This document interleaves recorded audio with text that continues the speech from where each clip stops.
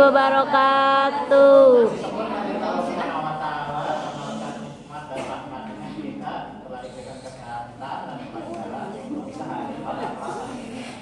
Sebelumnya terima kasih kepada Bunda Sinta Rosiana yang sayangnya hari ini tidak dapat berbareng kita dalam presentasi hari ini. Sebelumnya kami dari kelompok 5 akan memaparkan materi mengenai perbuatan curang dalam perilaku korupsi. Materi pertama mengenai definisi akan dipaparkan oleh saya. Materi kedua berupa bentuk kecurangan akan disampaikan oleh Evelyn. Hubungan-hubungan akan disampaikan oleh Dila dan upaya-upaya akan disampaikan oleh Dila. Baiklah, dengan Bismillahirrahmanirrahim kita mulai pemaparan materi hari ini. Kepada kami menyampaikan materi silakan. Ada absen. Oh, absen Sama seperti aja ini ya. ini banyak saya. Yang pertama yaitu mengenai definisi perbuatan curang. Perbuatan curang adalah tindakan yang tidak baiknya dilakukan secara sengaja dan tidak jujur dengan tujuan memperoleh keuntungan pribadi atau kelompok tertentu dengan cara menipu, manipulasi atau merugikan pihak lain. Adapun definisi perbuatan curang menurut Kamus Besar Bahasa Indonesia yaitu suatu tindakan yang bersifat tidak benar, tidak jujur, tidak lurus hati dan tidak adil, yang seringkali bertujuan untuk menipu dan mengakali orang lain untuk kepentingan pribadinya. Biasanya perbuatan ini melibatkan kemudian kebenaran, kemudian kemampuan, penggelapan, atau memanipulasi informasi sehingga hasil atau keadaan yang ditampilkan itu tidak sesuai dengan kenyataannya. Jadi intinya perbuatan curang ini adalah adanya niat dalam diri seseorang untuk memperoleh keuntungan tetapi dengan cara atau tindakan yang tidak benar. Demikian yang dapat saya sampaikan.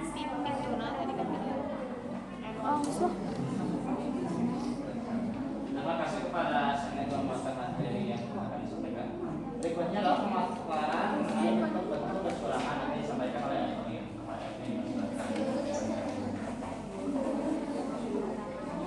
Baik, terima kasih kepada moderator yang telah memberikan saya kesempatan untuk mengungkapkan materi bentuk. Yang pertama, kolusi adalah kerjasama diam-diam antara pihak tertentu, misalnya pejabat dengan pengusaha untuk memenangkan tender, proyek atau keputusan tertentu. Hal ini merugikan pihak lain karena prosesnya tidak transparan dan tidak adil. Misalnya, tender proyek, pemerintah diberikan pada perusahaan yang tidak kompeten hanya karena ada deal tertentu. Kemudian yang kedua, benturan kepentingan. Benturan kepentingan terjadi ketika seseorang yang memiliki kewenangan mengambil keputusan justru lebih mengutamakan kepentingan pribadi atau kelompok dibandingkan kepentingan umum. Misalnya pejabat menunjuk perusahaan milik keluarganya sendiri untuk mengerjakan proyek pemerintah. Kemudian yang ketiga, anggaran.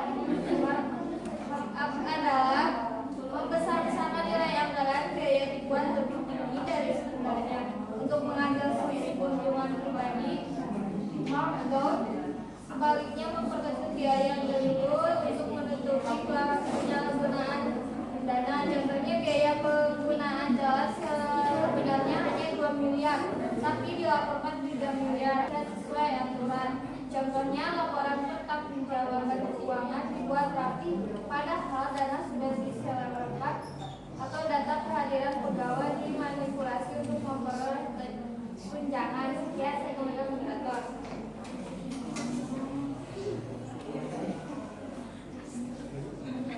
Terima kasih kepada Evelyn telah menyampaikan materi sebelumnya.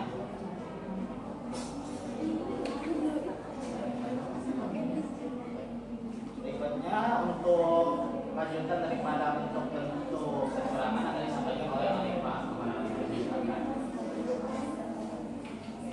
Baik, terima kasih kepada moderator. Untuk yang selanjutnya yaitu ada yang pertama ada perizinan ilegal. Perizinan ilegal ini adalah tindakan memberikan izin usaha atau proyek pembangunan tanpa mengikuti prosedur resmi sesuai peraturan yang berlaku. Misalnya, seseorang ingin membangun gedung tanpa izin, mendirikan bangunan atau bisa kita sebut IMB, lalu pejabat memberikan izin secara diam-diam dengan imbalan uang suap. Hal ini berbahaya karena bisa menimbulkan pembangunan yang tidak sesuai aturan, merusak tata kota, bahkan mengancam keselamatan masyarakat. Dan yang kedua ada penyelundupan atau penghindaran pajak. Nah, ini adalah upaya mengurangi atau menghindari kewajiban membayar pajak dengan cara-cara yang tidak sah. Contohnya seperti perusahaan melaporkan keuntungan lebih kecil dari yang sebenarnya agar pajaknya bisa berkurang, atau menyelundupkan barang tanpa membayar bea cukai. Tindakan ini juga merugikan negara karena pajak adalah sumber utama untuk pembangunan. Dan yang ketujuh ada manipulasi hukum. Manipulasi hukum ini terjadi ketika seseorang membeli keputusan pengadilan, jaksa, atau aparat hukum agar kasusnya dimenangkan. Misalnya, terdakwa kasus korupsi menyuap hakim supaya dijatuhi hukuman ringan atau bahkan dibebaskan. Praktik ini menghancurkan keadilan karena hukum seharusnya ditegakkan tanpa pandang bulu. Dan yang terakhir ada penyalahgunaan fasilitas negara. Ini berarti menggunakan aset, kemudian sarana atau fasilitas milik negara untuk kepentingan pribadi, kemudian kepentingan keluarga atau kelompok tertentu. Contohnya, seorang pejabat menggunakan mobil dinas untuk melakukan jalan-jalan seperti bersama keluarga atau yang lainnya. Itu merupakan penyalahgunaan fasilitas negara. Jadi cukup sekian yang bisa saya sampaikan. Saya kembalikan kepada moderator. Terima kasih kepada Alifah. Berikutnya adalah pemaparan hubungan antara perilaku kecurangan dengan tema korupsi. Akan disampaikan oleh Ara Nadia. Dipersilakan.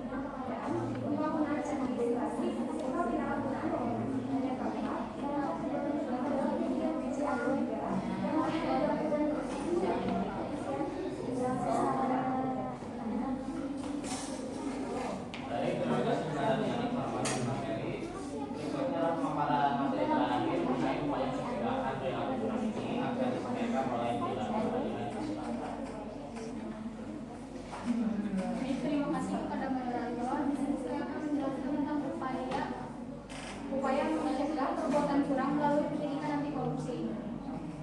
Untuk yang pertama ada menanamkan nilai integritas sejak dini dan membiasakan kejujuran, disiplin yang tanggung jawab dan kepedulian.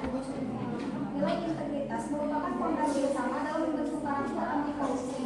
Dengan membiasakan anak untuk jujur dalam ucapan dan tindakan, disiplin terhadap aturan, bertanggung jawab atas tugas, serta peduli terhadap sesama, mereka belajar bahwa perilaku curang merugikan diri sendiri dan orang lain. Lalu yang kedua ada memberi pemahaman dampak kecurangan, bahwa tindakan kecil seperti menyontek bisa menjadi awal perilaku korupsi. Pendidikan harus menanamkan kesadaran bahwa korupsi tidak muncul tiba-tiba, melainkan berawal dari kebiasaan kecil yang tidak jujur, seperti menyontek, memalsukan data atau berbohong.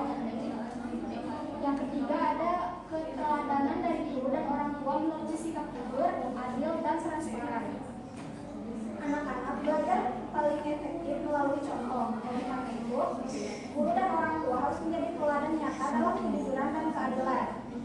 Yang keempat ada membiasakan sikap jujur dalam akademik dengan menolak menyontek, plagiarisme, dan menghargai karya orang lain. Sekolah harus menanamkan budaya akademik yang menjunjung tinggi keaslian karya dan kejujuran intelektual. Siswa perlu dilatih untuk berusaha sendiri saat ujian, menulis dengan sumber yang benar, dan menghargai hak cipta orang lain. Yang kelima ada menerapkan sistem transparan, akuntabel dalam penilaian, pengelolaan dana maupun organisasi sekolah. Lembaga pendidikan perlu menjadi contoh praktik anti korupsi melalui sistem yang terbuka dan dapat dipertanggungjawabkan. Lalu yang terakhir ada melibatkan siswa dalam kegiatan ekstrakurikuler dan proyek sosial untuk memahami dan mempraktikkan nilai anti korupsi secara nyata. Melalui kegiatan seperti bakti sosial, debat etika, atau proyek kewirausahaan jujur, siswa belajar menerapkan nilai anti korupsi secara langsung. Sekian yang dapat saya sampaikan, saya kembalikan kepada moderator. Baik, terima kasih kepada Direktur telah menyampaikan materi. Sebelum membacakan kesimpulan, kita akan memasuki sesi tanya jawab terlebih dahulu. Kepada rekan-rekan yang ingin bertanya, dipersilakan mengajukan tangan kalian.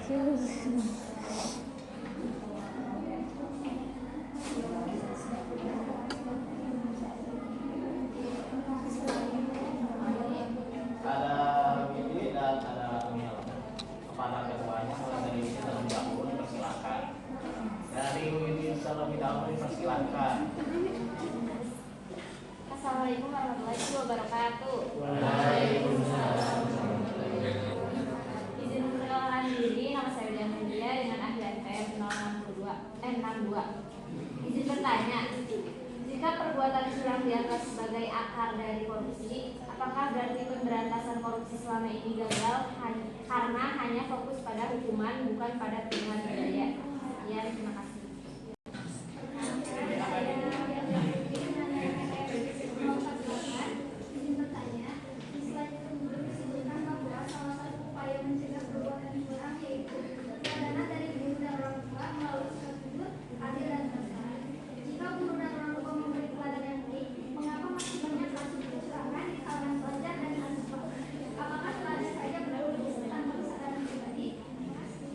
Kami sudah selesai untuk pertama untuk pertanyaan dari Willy yang akan dijawab oleh pertanyaan ini akan dijawab oleh Evelyn kepada Evelyn, silakan. Baik, di sini saya akan menjawab pertanyaan dari Widi. Jika perbuatan curang dianggap sebagai akar dari korupsi, maka wajar bila pemberantasan korupsi yang hanya menitik beratkan pada aspek hukum dinilai belum menjadi akar masalahnya. Hukuman memang penting sebagai bentuk penegakan hukum dan efek jerah, tetapi ia bersifat reaktif baru saja setelah pelanggaran terjadi. Sementara itu, tindakan curang turun dari mentalitas permisif terhadap kecurangan bersih yang dianggap wajar, seperti menyontek, manipulasi data, atau mencari jalan pintas dalam birokrasi. Ketika perilaku semacam ini dibiarkan dan bahkan ditoleransi sejak dini, korupsi menjadi manifestasi dari budaya curang yang telah mengakar kuat di masyarakat. Pemberantasan korupsi yang efektif seharusnya tidak hanya mengandalkan pendekatan hukum, tetapi juga mengubah sistem nilai dan budaya sosial. Pendidikan anti korupsi menanamkan integrasi sejak di sekolah dan kebiasaan perilaku jujur dalam ruang publik menjadi strategi yang jauh lebih berkelanjutan. Namun, selama fokus utama masih pada hukum pelaku tanpa memahami mentalitas kolektif yang melahirkan pelaku baru, korupsi akan terus bergenerasi. Inilah yang menyebabkan banyak negara termasuk Indonesia terlihat tegas dalam penindakan tetapi lemah dalam pencegahan. Oleh karena itu, pemberantasan korupsi perlu didekati sebagai persoalan budaya dan moral, bukan sekedar hukum pidana. Negara harus menumbuhkan ekosistem sosial yang menjunjung kejujuran, transparansi, dan tanggung jawab. Jika perubahan budaya hukum hanya akan memadamkan gejala di permukaan tanpa perlu menyentuh sumber api di dalam masyarakat. Korupsi tidak akan pernah benar reda karena akan perilaku curang yang melahirkannya masih terus hidup dalam keseharian warga negara. Terima kasih. Terima kasih kepada yang telah memberikan jawabannya. Untuk video apakah cukup?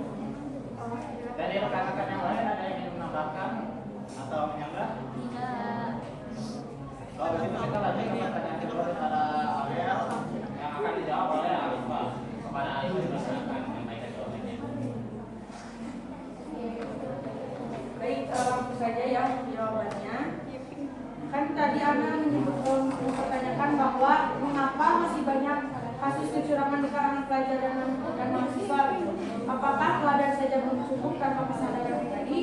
Teladan dari guru dan orang tua ini memang penting, tapi memang belum cukup jika tidak dibarengi dengan kesadaran dari diri kita sendiri. Banyak pelajar dan mahasiswa yang masih berbuat curang karena mereka belum benar-benar menyadari nilai kejujuran dan tanggung jawab pribadi. Tekanan untuk mendapat nilai tinggi, kurangnya pengawasan atau lingkungan yang tidak baik terhadap kecurangan juga membuat teladan saja tidak cukup. Jadi selain contoh yang baik, perlu juga pendidikan karakter dan pembiasaan sikap jujur agar kejujuran itu bisa tumbuh dari dalam diri sendiri. Cukup. Dari saya cukup sekian. Amel, saya kembalikan kepada Putra. Baik, terima kasih kepada Alifah. Dari rekan-rekan yang lain ada yang ingin menambahkan? Kalau menyanggah?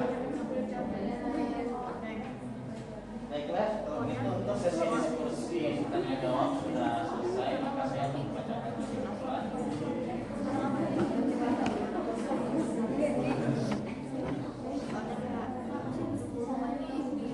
Perbuatan curang adalah tindakan tidak jujur yang merugikan orang lain dan menjadi bagian dari korupsi seperti menyontek, plagiarisme, penggelapan, atau mahal anggaran.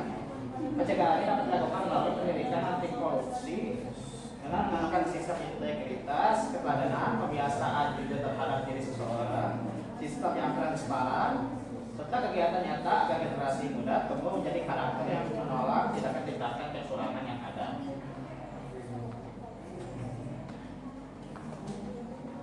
Sekian untuk pemaparan materi hari ini. Sebelum kita tutup, baiknya kita membaca doa terlebih dahulu. Alhamdulillahirobbilalamin. Sekian dari kelompok kami. Mohon maaf ada kekurangan dalam penyampaian. Wassalamualaikum warahmatullahi wabarakatuh. Waalaikumsalam warahmatullahi wabarakatuh.